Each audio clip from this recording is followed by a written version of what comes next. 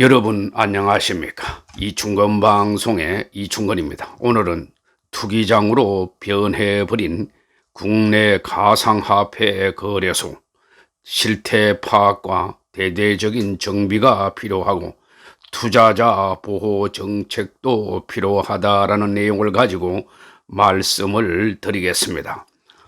지난 5월 11일 국내 양대 가상화폐 거래소인 빗썸과 업비트에서 접속과 주문 폭주로 시스템 장애가 발생해서 1시간 남짓 거래가 중단되는 사고가 발생했습니다. 제때 거래를 못해 손해봤다는 투자자가 속출했지만은 해당 거래소들은 죄송하다는 말뿐이었습니다. 정권거래소에서 이런 사고가 생겼다면 즉각 피해 보상과 책임자 문책이 뒤따랐을 것입니다. 가상화폐 거래량이 하루 30조 원대로 주식 거래량의 2배를 웃돌았지만 거래 시스템은 낙후하고 투자자 보호 장치도 없는 실정입니다. 우리나라 가상화폐 투자자가 500만 명을 넘어섰습니다. 이 중 절반이 금년 1분기에 새로 뛰어든 사람이고 그 60%가 2030 세대입니다. 가상화폐 거래소 빗썸에 따른다면 금년 1월 말 기준으로 투자자 중 20대가 32.9%, 30대가 29.1%로 나타났습니다. 대체로 빚을 내서 투자하는 경우가 많아서 만약 암호화폐 투기 거품이 꺼진다면 2030 세대들에게 치명적인 충격을 가할 수가 있습니다. 최근에는 5060 세대들도 많이 투자하고 있습니다. 가상화폐 투자용 은행 계좌가 매일 7만 개씩 새로 만들어지고 코스피 시장의 2배인 하루 30조 원 어치가 거래되고 있습니다. 가상화폐의 대표인 비트코인 거래량은 전체의 6%에 불과하고 나머지 94%는 이른바 알트코인 내지 잡코인들입니다.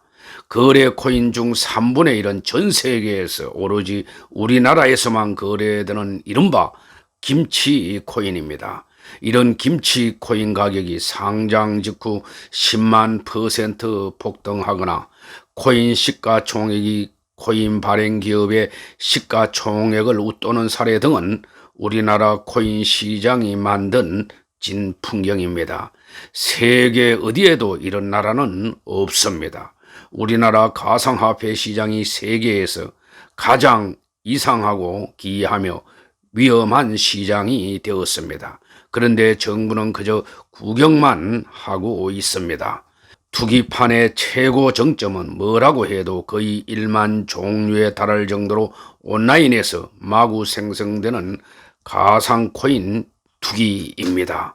가상코인 투자 예탁금이 1년 동안 무려 6배나 불어나서 2월 말 기준 4조 6천억 원을 넘었다고 합니다. 전 세계 가상코인 거래의 10%를 한국인들이 차지하고 있다니 그 열풍이 우리나라에서 유독 거센 실정입니다. 가상화폐 사업자의 난립은 더 이상 방치할 수 없는 수준입니다. 국세청이 은행 거래 자료를 토대로 추정한 가상화폐 거래소, 가상자산보관소, 가상자산 지갑 서비스 등 관련 사업체는 모두 227곳에 이른다고 합니다.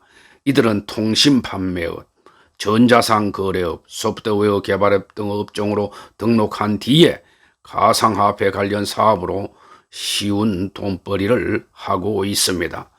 최근 이드랩이 발표한 조사 결과에 따른다면 국내 거래소의 금년 들어 지난 3개월간 평균 방문자 수는 업비트가 3,757만 명으로 1위고 빗썸은 2,982만 명으로 2위, 코인은 1,074만 명으로 3위, 코박스는 536만 명으로 4위였습니다.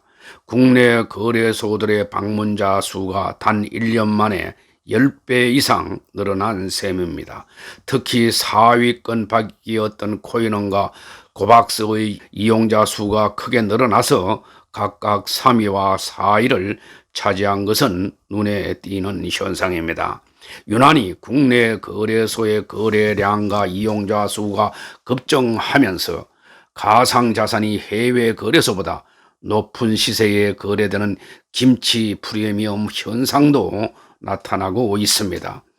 일부 코인의 김치 프리미엄은 20%가 넘는 상태입니다. 그리고 정부가 가상화폐 관련 펀드에 최근 4년간 500억 원 가량을 투자한 것으로 나타났습니다.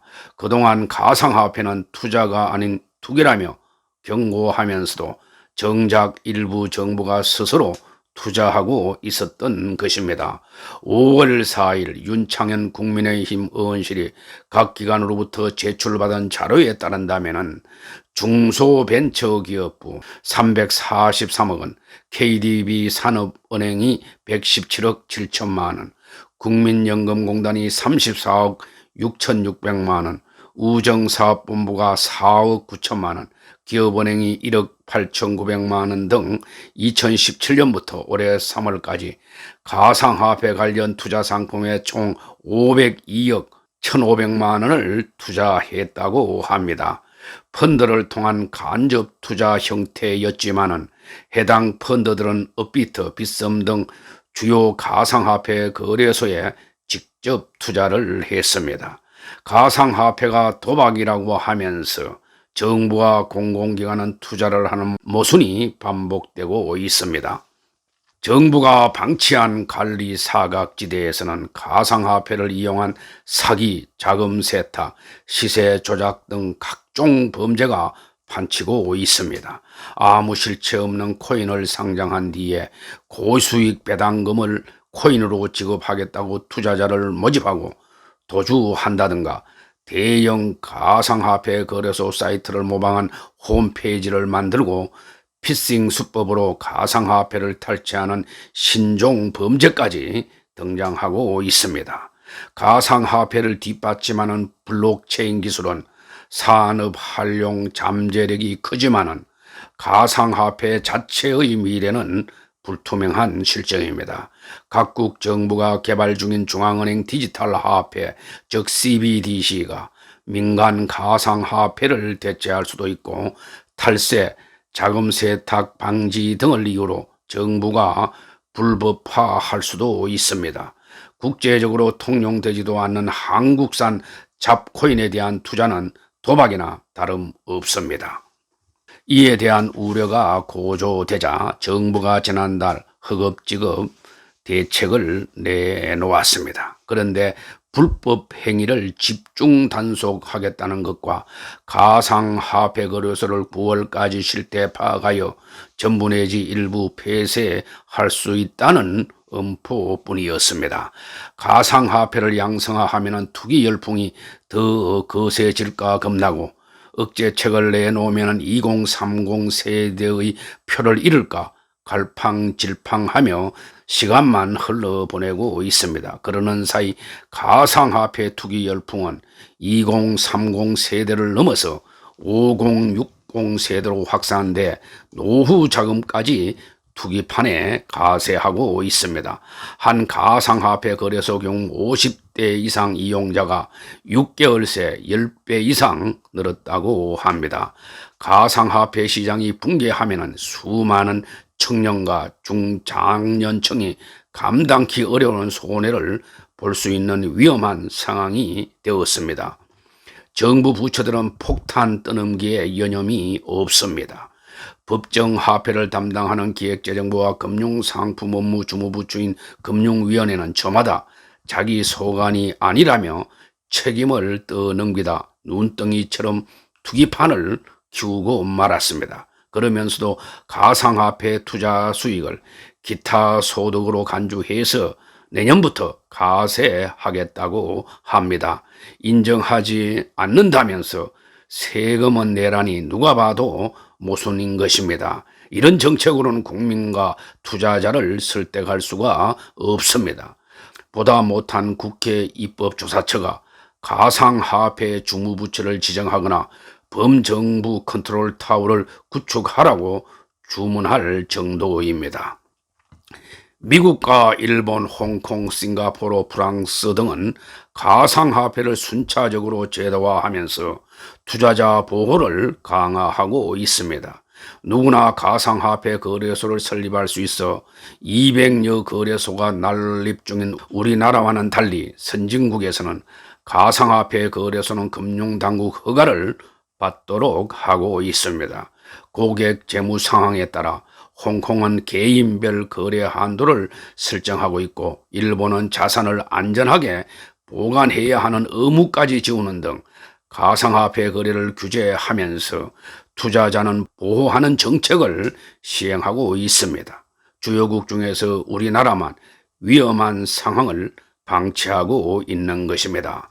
미국은 연방기구인 증권거래위원회 즉 SEC와 상품선물거래위원회 CFTC가 가상화폐를 금융증권상품으로 규제하고 가상화폐 거래소 같은 유통시장은 개별 주법으로 관리 감독하고 있습니다. 미국의 뉴욕주는 2015년 세계 최초의 가상화폐 특화법률인 비트라이선스를 만들어 이용자 보호에 나섰습니다. 거래소는 면허를 따야 영업이 가능하고 공시와 불법 자금 세탁 행위 예방 의무를 집니다. 워싱턴주는 기존 자금 송금업법에 근거해서 가상화폐 거래소를 규제하고 있습니다. 일본은 규제를 가장 강하게 하고 있습니다. 2014년 가상화폐 거래소인 마운트 곡스 해킹 사건을 겪으며 가상화폐 관련 규제 법안을 도입했습니다.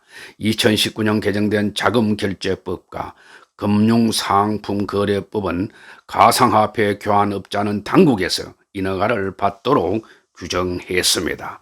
거래소는 가상화폐 불법 유출을 막기 위해서 자산을 안전하게 보관해야 할 의무도 지닙니다. 또한 거래소에 가상화폐를 상장하려면 금융청의 사전심사를 거쳐야 하는데 이는 주식 상장과 비슷한 절차를 밟는 셈입니다.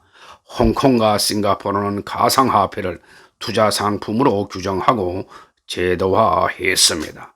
작년 11월 홍콩 재무국은 정권선물위원회가 모든 가상화폐 거래를 감독하도록 하는 내용의 규제안을 발표했습니다. 가상화폐 거래소는 고객의 재무 상황에 따라서 거래 한도를 설정해야 하고 고객의 복수의 계좌를 갖지 못하도록 한 것입니다.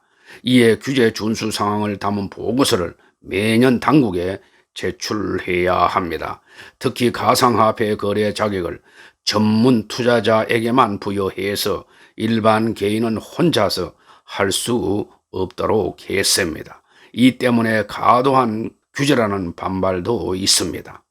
싱가포르는 작년 1월부터 지불서비스법을 통해서 블록체인 및 가상화폐 사업자가 당국의 허가를 받아야 영업을 할 수 있도록 했습니다. 유럽에서도 가상화폐 관련 규제를 잇따라 마련하고 있습니다. 프랑스는 2019년 기업성장변화법을 통해서 초기 코인 제공인 ICO를 규제하고 있는데 일정 요건을 갖춰 허가받지 않으면 일반 투자자를 상대로 공개적으로 자금을 모을 수 없도록 했습니다. 유럽연합 즉 EU도 2024년까지 포괄적인 가상화폐 규제안을 마련한다는 계획을 가지고 있습니다. 최근 가상화폐뿐만 아니라 주식, 부동산, 원자재 등 자산 버블 현상이 세계적인 공통의 고민거리로 부상하고 있습니다. 미국 중앙은행인 연준의 경고도 나왔습니다. 우리나라의 코인 강풍만큼 이 경고에 부합하는 현상도 없을 것입니다. 정부 차원에서 도를 넘는 투기에 제동을 걸고 제도적 관리 체제를 갖추어야 할 것입니다. 더 방치했다가는 20여 년 전 닷컴 버블 붕괴 때와는 비교도 되지 않을 경제 사회적 재앙이 될 수도 있습니다. 전문가들은 우리나라도 미국 등의 주요 선진국처럼 제도권으로 들어오게 해서 엄격한 기준도 적용해서 피해자가 발생되지 않도록 해야 한다고 주문하고 있습니다. 세계적으로도 73개국이 가상화폐로 거래하고 결제하는 양방향 서비스를 인정하여 이용하고 있습니다. 우리나라는 뛰어난 블록체인 기술을 갖고 있음에도 이에 대한 불신을 하고 있어 안타깝다고 합니다. 아무튼 정부는 코인 사업자와 가상화폐 거래소 실태를 정확히 파악하여 대대적인 정비와 통제 관리하고 투자자 보호 정책을 도입해야 할 것입니다. 오늘 방송은 여기서 마치겠습니다. 시청해 주셔서 감사합니다.